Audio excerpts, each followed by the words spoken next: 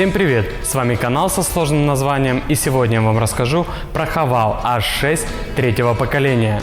Это самый популярный кроссовер на китайском рынке. Я думаю, он и у нас тоже будет одним из самых популярных. Что хочется выделить во внешнем виде H6. У нас установлены полностью светодиодные фары и противотуманки тоже со светодиодами. Также хочется отметить шестиугольную решетку радиатора с интересным рисунком. На ней расположился огромный логотип Haval, и это выглядит органично. На массивном бампере у нас расположились датчики парктроника и под логотипом камера для кругового обзора. Я думаю, спереди я все рассказал, давайте перейдем к профилю автомобиля. Автомобиль выглядит элегантно и в то же время агрессивно. Колесные арки и пороги обрамлены пластиком. Здесь у нас хромированный пластик. Это придает некую красоту и роскошь автомобилю. Тоже хорошенькая. По контуру арки присутствует выштамповка. Также прослеживается ребро жесткости по всей длине автомобиля. Колесные диски у нас легкосплавные на 19 дюймов, резина 225 на 55. Что касается подвески, спереди у нас Макферсон, сзади независимая двухрычажка. Тормоза спереди вентилируемые дисковые, сзади просто дисковые. Габаритные размеры Haval H6 третьего поколения таковы: длина 4653 мм, ширина 1866 мм, высота 1724 мм, колесная база 2738 мм, клиренс, он же дорожный просвет, 19 см. Еще я бы выделил высокую подоконную линию, которая обрамлена хромированными вставками. Также у нас здесь расположились большие зеркала, на которых у нас есть повторитель поворотов и камеры для кругового обзора. Давайте пройдем в заднюю часть автомобиля и посмотрим, чем он там Давай другое слово. Чем же он выделяется? Давайте пройдем в заднюю часть автомобиля и посмотрим, что у нас там. Первое, на что обращаешь внимание в задней части, это фонари, которые соединены между собой. Выглядит эффектно. Также сверху у нас расположился повторитель стопов. Смотря на заднюю часть, мы не забудем, какой автомобиль перед нами, так как есть хромированная надпись Haval и также хромированная надпись модели H6. На крышке багажника расположилась хромированная накладка, под ней камера заднего вида. Я приглашал в заднюю часть, да? Как сказать, сзади просто, давай. Массивный бампер у нас обрамлен пластиком черного цвета, на нем расположились датчики парктроника, светоотражатель и противотуманные фары у нас находятся немного выше. Я не говорю. Не говорю. Ну говорил и вырежу. Чтобы подчеркнуть спортивность автомобиля, производитель расположил здесь довольно большой спойлер и акулий плавник на крыше. И двойной глушитель. Haval H6 третьего поколения довольно технологичный. Конечно же, он имеет электропривод багажника. Давайте откроем.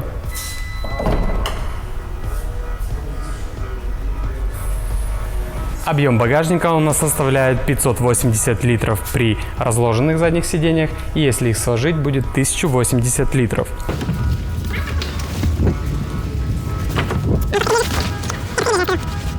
Здесь у нас получился практически ровный пол, совсем немножко не хватает, но места стало намного больше.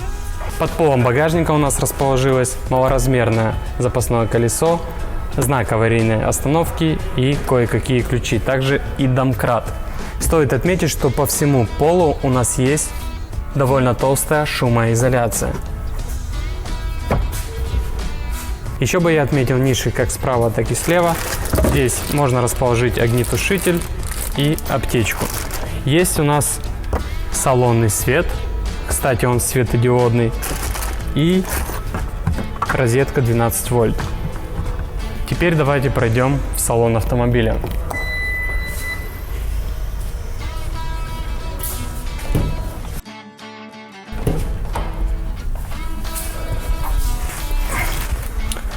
Вау! Китайцы умеют удивлять. Автомобиль у нас оснащен системой старт-стоп для экономии топлива.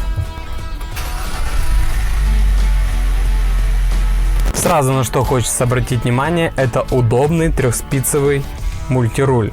Он выполнен у нас из эко-кожи. На нем расположились у нас кнопки. Здесь у нас управление и мультимедиа, и громкостью аудиосистемы. Можно отвечать на телефонные звонки. И есть отдельная горячая клавиша, на которую можно выводить определенную функцию. Это нужно будет задать через экран мультимедиа. Еще на руле у нас расположились подрулевые лепестки переключения передач. Он регулируется у нас как по вылету, так и по высоте. Так что любой водитель сможет установить удобное для себя положение. Давайте рассмотрим приборную панель. Она у нас цифровая на 10 дюймов.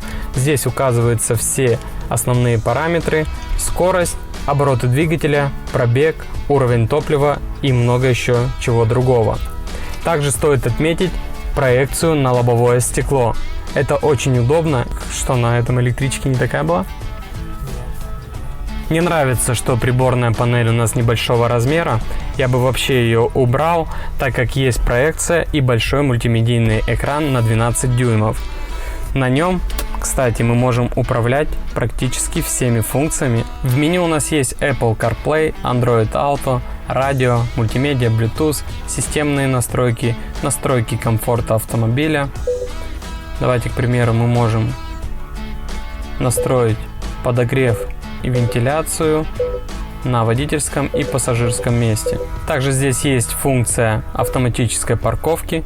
Вам просто нужно указать, в какое место вы хотите припарковаться, и ждать, пока автомобиль это сделает. В системных настройках у нас расположились такие пункты, как настройки аудио, настройки дисплея, список устройств, которые вы подключали по Bluetooth либо по Apple CarPlay и Android Auto, дата, язык. Кстати, языки здесь есть и английский, и украинский, и испанский, и русский, и китайский, и еще какой-то. Если пройти функции, то здесь у нас есть режимы настройки подвески автомобиля: спортивная, комфортная и так далее. Можно выключить старт-стоп или сбросить все к заводским настройкам. Так, по мультимедии все. Давайте спустимся чуть-чуть ниже. Ниже мультимедиа у нас расположился блок кнопок, на котором есть включение-выключение вентиляции, климат-контроля, обогрев лобового стекла. Кстати, лобовое стекло у нас в такую сеточку, это и есть обогрев. Аварийка, обогрев заднего стекла, выключение парктроников, некоторым они мешают, и кнопка включения и выключения мультимедийного экрана. В двухэтажном центральном тоннеле у нас расположилась беспроводная зарядка, спрятаны два подстаканника и место для карточек и визиток, селектор переключения коробки передач, электромеханический ручник и кнопка интересной системы AutoHold. Под удобным кожаным подлокотником у нас находится глубокая ниша, где можно даже расположить женскую сумочку. На втором этаже, а точнее на первом, у нас расположилась розетка 12 вольт и порт USB. Очень интересно, что возле переднего пассажира у нас расположен такой вот крючочек, который может выдерживать 3 килограмма. Можно повесить либо пакет с чем-то, или даже сумочку чью-то. Давайте посмотрим, насколько большой у нас бардачок. Здесь у нас расположилась инструкция, кстати, на русском языке. И места здесь достаточно. Хочется отметить, что материалы отделки у нас мягкие. Все сделано и подогнано хорошо, ничего не скрипит. Дефлекторы у нас расположились на всю длину торпеды. Передние сиденья у нас выполнены из эко-кожи. Есть хорошая боковая поддержка. Так как есть и подогрев, и вентиляция, почти полностью сиденья выполнены из перфорированной эко-кожи. Водительское сиденье имеет электрорегулировки в 6 направлениях. пассажирская в 4. Данный автомобиль у нас идет с панорамной крышей. Давайте откроем и посмотрим. Шторка открылась, и теперь давайте откроем сам люк. Круто. Сейчас будет освещение намного лучше. Еще хочу обратить внимание на зеркало с автозатемнением, хотя можно и отключить эту функцию. Также здесь у нас есть неплохой светодиодный салонный свет, ниша для очков и сами кнопки управления панорамной крышей. Козырьки у нас с зеркалом и с подсветкой, как у водителя, так и у пассажира. Довольно круто. Слева от руля у нас расположились рычаги управления освещением, поворотниками и рычаг управления круиз-контролем. Рядом у нас расположился блок кнопок, на котором мы можем открывать багажник, регулировать высоту светового потока, отключать и включать ESP и включать и выключать систему помощи при спуске. На дверях мы видим вставки под золото, такие же есть у нас и на руле, и на торпеде. Также стоит выделить высоко расположенный динамик. Ниже у нас расположен довольно большой карман, есть подстаканник, ручка у нас обшита эко-кожей, а здесь у нас расположился блок управления электростеклоподъемниками и зеркалами. Из интеллектуальных систем я бы выделил автономное вождение 2 уровня, автоматическое экстренное торможение, функцию интеллектуального уклонения, интеллектуальное управление в поворотах, а также систему распознавания дорожных знаков.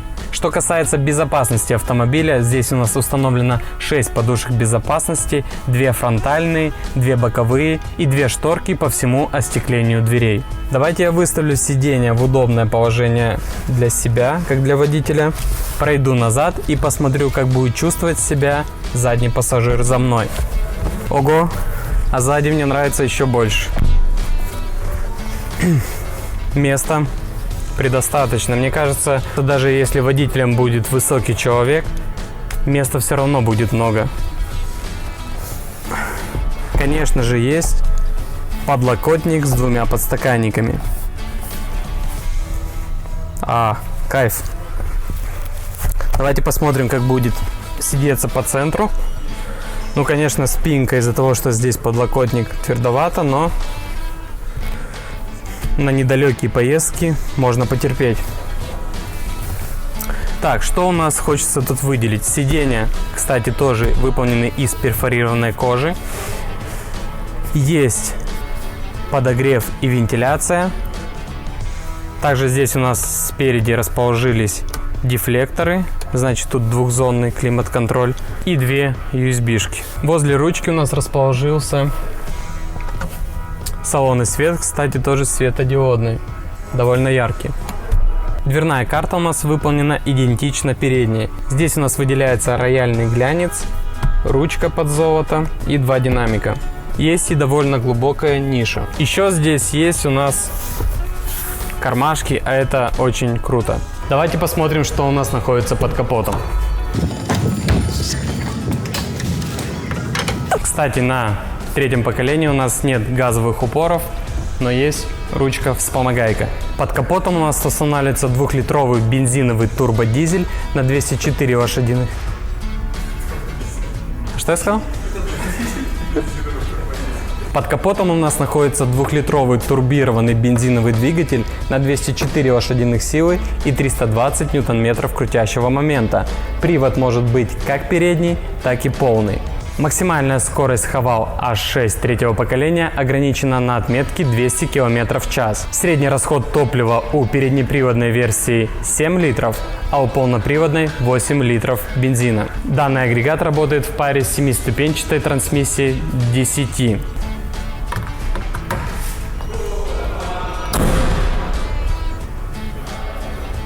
Цена на Haval H6 третьего поколения начинается от 18 900 евро. Гарантия 3 года или 100 тысяч километров пробега, в зависимости, что настанет быстрее. На этом все. С вами был канал со сложным названием. Я хотел бы попросить вас оставить комментарий о данном автомобиле, подписаться на канал, поставить лайк и указать в комментариях, на что нам сделать следующий обзор. Здоровья вам и вашим близким!